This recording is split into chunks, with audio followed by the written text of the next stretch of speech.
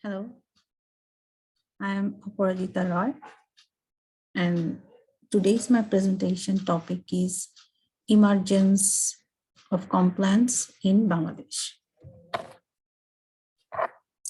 So at first I want to share my presentation PowerPoint slides.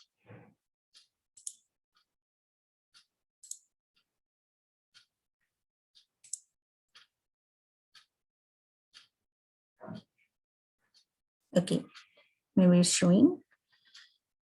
So first of all, I want to say that Bangladesh has emerged as a key player in RMG sector.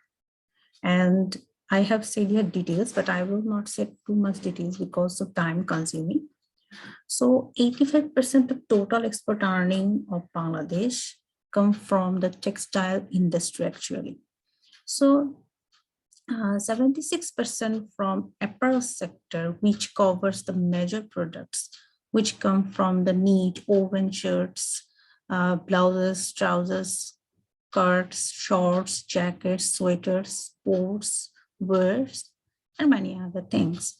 So first of all, I want to say that ultimately the compliance issues comes and work and continue in the sector of RNG, especially for work. Especially the basic principle of COC, that means Code of Conduct, had been derived from the principles of international human rights. So what the compliance issues? First of all, compliance means the rights of human who work in different organization or somewhere else. So it has 9 core areas to be addressed upon here. I already addressed that. The United Nations Convention on the Rights of the Child and the Universal Declaration of Human Rights. So based on this concept, the International Labour Organization concept, the compliance issues arises. So what the compliance issues, especially based on code of conduct? First one is child labor, forced labor, 3, health and safety, 4, compensation, 5, working hours, 6, discrimination, 7, discipline, 8, free association and collective bargaining, 9, management system. So,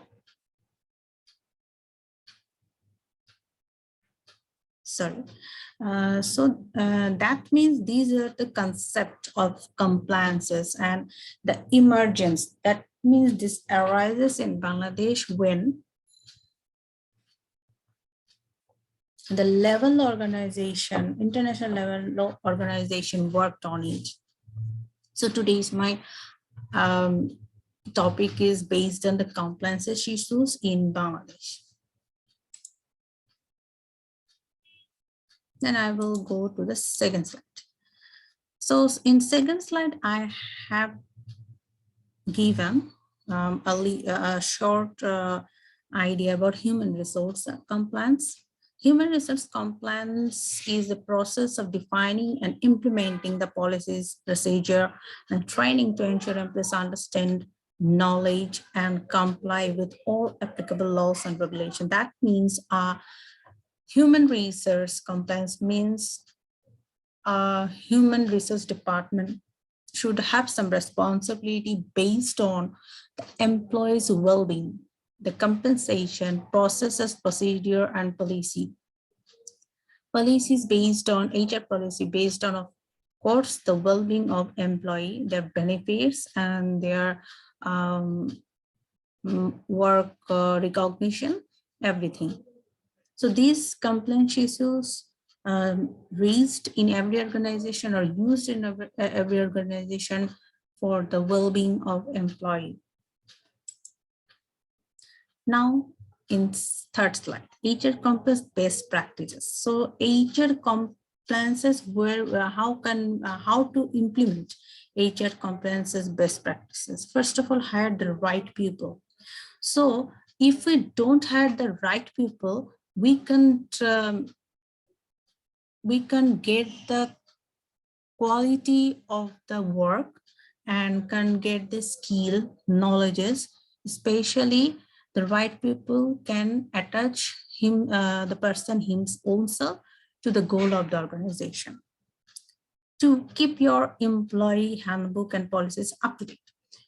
So when we can understand that we should changes some compliances issues, we should changes policies or procedure to for the well-being of the employees. So we have to update the policies in everywhere if we can, or otherwise we can at least add the different types of well-being related, compensation benefit related policies in future.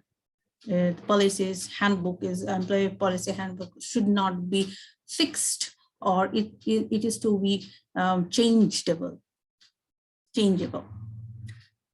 3, foster two-way communication.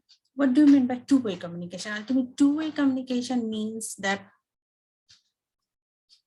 there should be a knowledge sharing, and the manager should not always say something about anything, but this will be communication with each and every employee, what to do, what the employee want, and what can do better for them.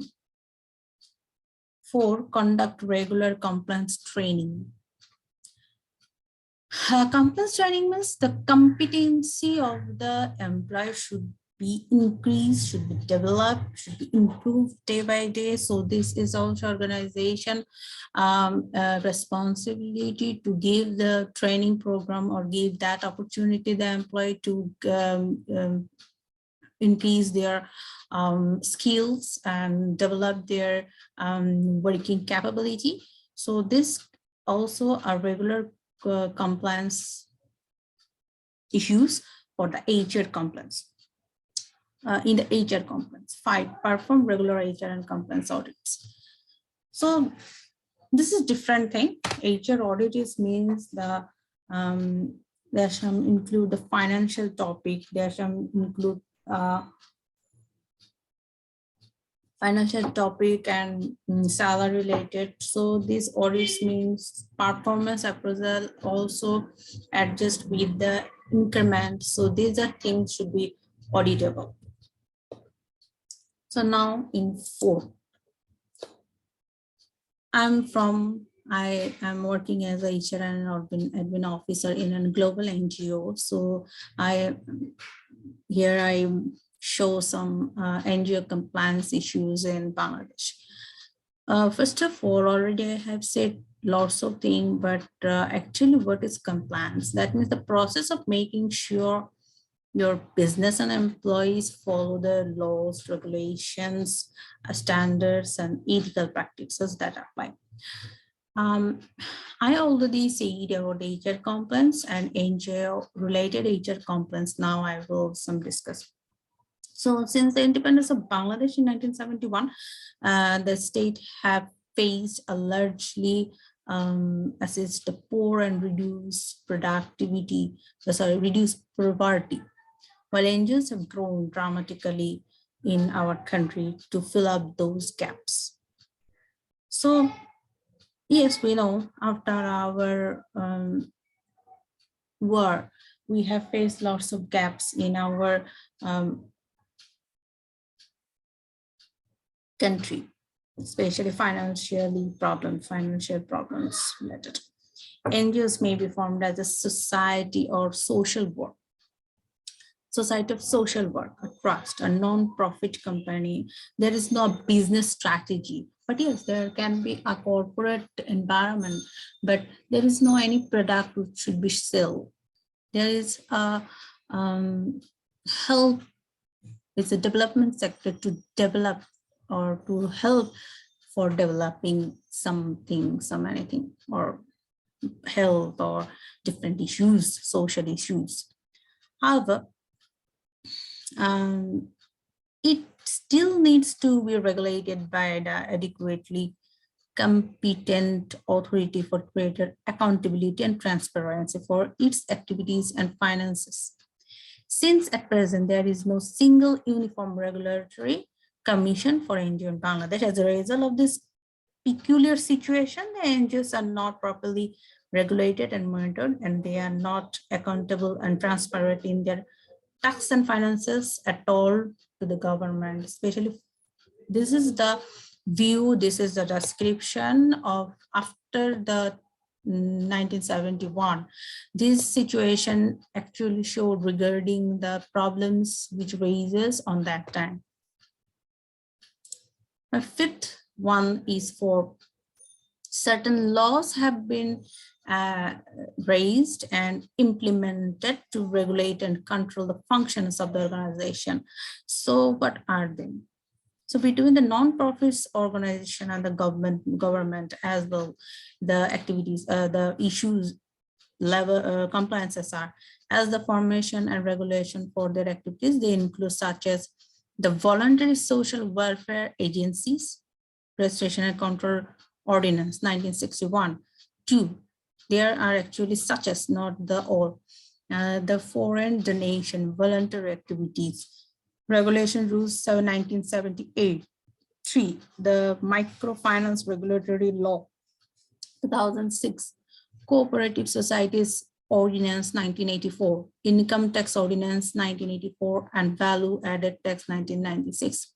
The NGO Affairs Bureau of the Government of Bangladesh, which has to approve all foreign grants to NGOs working in Bangladesh, released grants worth about $250 million US dollars in 1996 to 97, of which a local and 135 are foreign. NGO Affairs Bureau 1998.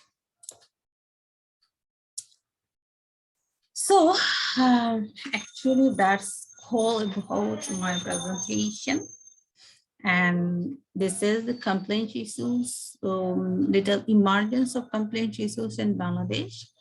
And one thing I must say, the NGO's compliance is too much different from the others compliance issues because they are in development sector. We also think about the employees, especially the workers who are